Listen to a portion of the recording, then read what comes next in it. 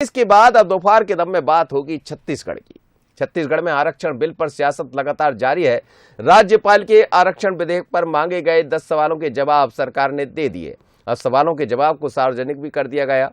राज्यपाल ने अपने सवालों में सरकार से पूछा था कि क्या SC/ST के संबंध में मात्रात्मक डाटा कलेक्ट किया गया था, जिस पर सरकार ने जवाब देते हुए कहा है SC/ST के सीधी भर्ती के पदों के लिए मात्रात्मक डाटा तैयार किए जाने की बाध्यता नहीं है और ना ही कोर्ट का ऐसा कोई आदेश है। OBC EWS के लिए क्वालिफाइबल डाटा आयोग के आंकड़े और रिपोर्ट के आधार पर बनाया गया है। वही आरक्षण 50% से ज्यादा होने पर राजभवन ने विशेष और बाध्यकारी परिस्थितियों के बारे में पूछा तो सरकार ने कहा है 50% से ज्यादा आरक्षण इसलिए किया गया है क्योंकि राज्य में इन जातियों की स्थिति नक्सल प्रभावित क्षेत्र होने की वजह से शैक्षणिक और सामाजिक स्तर पर बहुत कमजोर हुई है।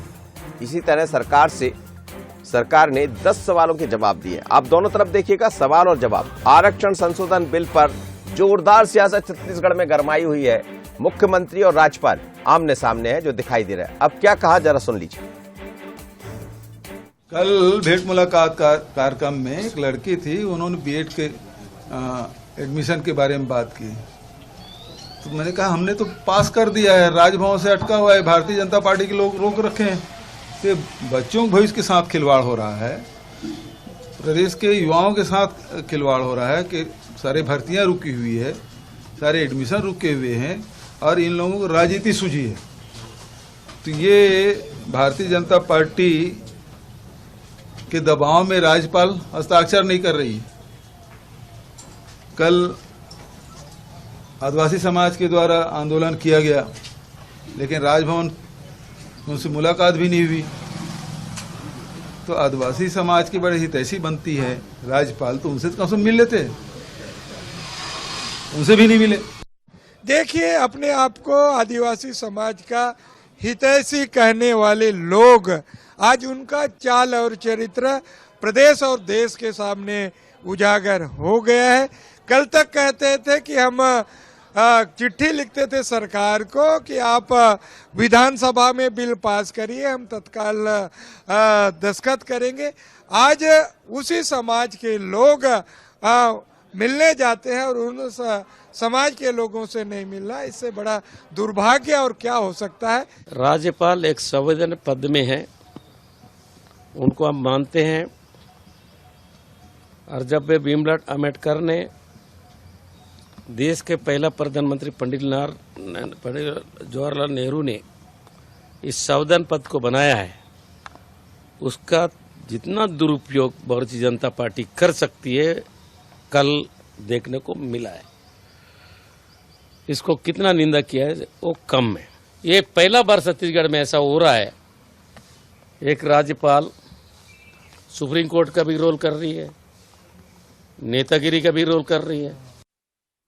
चलिए, तो आप सुन रहे थे अलग अलग बयानों को, लेकिन जोरदार सियासत छत्तीसगढ़ में गरमाई। बीते कई दिनों से आरक्षण का मुद्दा गरमाया हुआ है। राजभवन से अनुमति नहीं मिल रही, ऐसा कहना है कांग्रेस सरकार का, बघेल सरकार का। और दूसरी तरफ अब सवाल और जवाब भी दिए जा रहे हैं। बाकायदा एक तरफ से सवाल उठते हैं तो दूसरी तरफ से जवाब आते हैं। मेरे साथ आदित्य नामदेव जुड़ रहे हैं, हमारे स्टेट हेड है। आदित्य जी, आपका स्वागत है। लेकिन मैं समझना चाहूंगा कि ये जो आरक्षण की सियासत है ये कहां तक जाएगी? क्या 23 तक इसी तरह दिखाई देती रहेगी और ये अपने आप में एक मामला उलझ गया दोनों दलों के लिए? देखिए मनोज जी, मेरी टोपी उसके सर, उसकी टोपी किसी और के सर, ये डायलॉग आपको फिल्म का याद होगा, बस वही चल रहा है। सरकार भी बहुत अच्छे से जानती है कि राज्यपाल हस्ताक्षर करेंगे नहीं। राज्यपाल भी बहुत अच्छे से जानती है कि 76% आरक्षण जो है वो कोर्ट में टिक नहीं पाएगा। और जिस प्रकार से क्वेरी है, देखिए बहुत साफ है, संवैधानिक जानकार बहुत साफ कहते हैं कि राज्यपाल किसी भी बिल को अनंत काल तक अपने पास रख सकती है, वापस करने की कोई बाध्यता राज्यपाल के पास नहीं है। राज्यपाल को संवैधानिक अधिकार है, वो कितने भी दिन, सालों रख सकती हैं वो बिल अपने पास। लेकिन अगर वो लौटाती हैं और उसके बाद जवाब के साथ अगर सरकार उनके पास भेजती है तो बाध्यता होती है राज्यपाल की उस पर हस्ताक्षर करना। 3 सिचुएशन केवल बच गई है। एक तो राज्यपाल उस बिल को अपने पास हमेशा के लिए रख ले, दूसरा सरकार को लौटा दे और तीसरा राष्ट्रपति को भेज दे। इसके अलावा चौथा कोई ऑप्शन बच नहीं गया है। मतलब अभी तो पहली सिचुएशन पर ही अटका है मामला। बिल्कुल, देखिए, और ये अटका ही रहेगा। 10 क्वेरी आपने की, 10 क्वेरी का आपने जवाब भेज दिया, हो सकता है फिर कोई क्वेरी आए, फिर उसका जवाब, तो ये अनंत काल तक चलते रहेगा, क्योंकि ये इतना आसान है नहीं। 76% आरक्षण आप देने जा रहे हैं, 58% आरक्षण को जब असंवैधानिक कोर्ट ने बता दिया है, तो 76% आरक्षण कैसे संवैधानिक हो जाएगा, ये राज्यपाल कहना चाह रही हैं। और कोई भी शख्स अगर एससी का हो, चाहे ओबीसी का हो, चाहे सामान्य वर्ग का हो, क्योंकि सामान्य वर्ग के लिए 10% आरक्षण है, लेकिन इसमें इस विधेयक में 4% किया गया है, और एससी का आरक्षण वो कम हो रहा है, एसटी का आरक्षण बढ़ रहा है, ओबीसी का अचानक बढ़ गया, आरक्षण 14 से 27 हो गया। कोई भी प्रभावित पक्ष अगर कोर्ट चले जाएगा तो कोर्ट में तत्काल इस पे स्टे हो जाएगा, ये राजभवन की तरफ से कहना है। लेकिन मुख्यमंत्री का बहुत साफ कहना है कि पूरी तरह से भर्ती प्रक्रियाएं रुकी हुई हैं, रिजल्ट घोषित हो नहीं पा रहे हैं। राज्यपाल ने चूंकि पहले ही दिन कहा था, जिस समय हस्ताक्षर के लिए विधेयक मेरे पास, उसी क्षण में उसमें हस्ताक्षर कर दूंगी, लेकिन वो मामला टलते टलते, देखिए 2 तारीख का मामला था, आज हम 28 तारीख पर बैठे, 26 दिन बीत चुके हैं, अब तक हस्ताक्षर नहीं हो पाया और लगता भी नहीं कि आगे हस्ताक्षर हो पाएगा। चलिए, मेरे साथ कांग्रेस से मेहमान जुड़े हैं नितिन बंसाली जी। नितिन जी, मामला कहां अटक गया? राजभवन से तो दिखाई दे रहा है उन्होंने सवाल उठाए, आपने जवाब दे दिया, लेकिन ये सवाल पर जवाब देते रहेंगे आप और फिर मसला 2023 तक पहुंच जाएगा। देखिए, इससे नुकसान किसका हो रहा है, इस बात को दिखना चाहिए। भारतीय जनता पार्टी ने राजभवन को राजनीति का अखाड़ा बना दिया। मैं आपको बता दूं, 50% से ऊपर आरक्षण जो है देश में तमिलनाडु, महाराष्ट्र और कर्नाटक में है। कर्नाटक में इसी तरह का सेम बिल पेश हुआ था, जिसमें आरक्षण के विभिन्न जातियों को जिस प्रकार आरक्षण दिया गया, उस बिल पे गवर्नर ने हस्ताक्षर कर दिए।